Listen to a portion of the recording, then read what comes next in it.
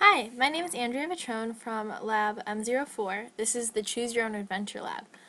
The problem that I chose to do is find the magnitude of the change in internal energy for a girl jumping on an average trampoline just from a video that I found on YouTube, and analyze how the potential gravitational energy and kinetic energies changed throughout the girl jumping on the trampoline.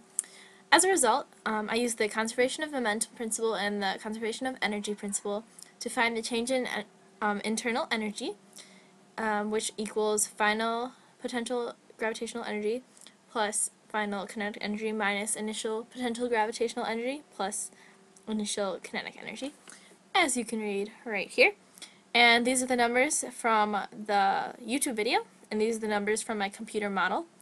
And as you can see, I found that the change in internal energy was about 15 joules that left the system.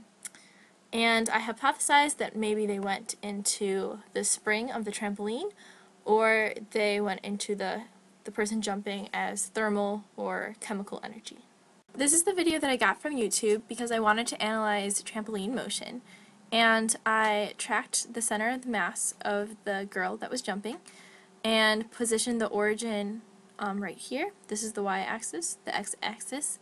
I calibrated it to 0.8382 meters using this stick right here, and I found position data over time for the girl.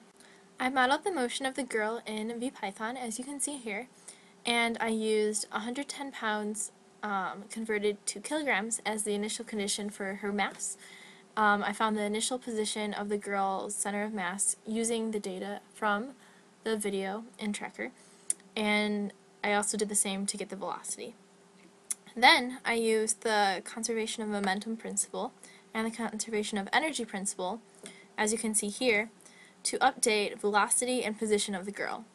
The conservation of energy principle was used to find potential gravitational energy, kinetic energy, and the total energy of the system.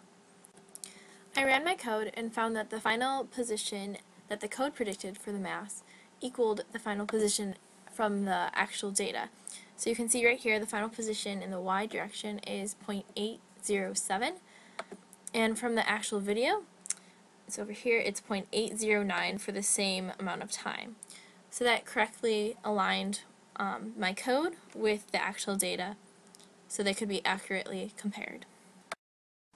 So for a quick summary of the physical principles that I used, you can look right here, and I started with the principle that the total energy in the system was the kinetic plus the gravitational potential plus the internal energy, just due to the forces that were in play, which is only gravity in this case, in the system.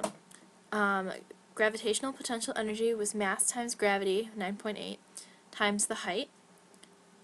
Kinetic energy was 1/2 times mass times velocity squared, and I used the conservation of energy principle that the change of energy equals 0 in order to solve for the change in internal energy. To update my position of the motion, I used the momentum principle that the change in momentum equals the net force times the change in time. In order to solve for the energies in the system, I made some assumptions. First, I estimated the mass and the height of the girl jumping on the trampoline from the video. Also, I focused on the final and the initial energy amounts, and did not pay attention to the middle stages like the spring, because according to the conservation of energy principle, the change in energy of the system equals 0. So I didn't need to deal with the middle factors, I could just look at the beginning and the end. Further analysis, however, could be done to find the spring constant of the trampoline. Overall, I used data from Tracker, modeled it in VPython, and applied the conservation of momentum principle and conservation of energy to find the change in internal, gravitational potential, and kinetic energy of the system. The system, once again, was the girl and the trampoline combined, and I used Tracker plus VPython to model the girl's motion on the trampoline and solve for the change in energy of the system, as well as update her position in VPython. Thanks for watching!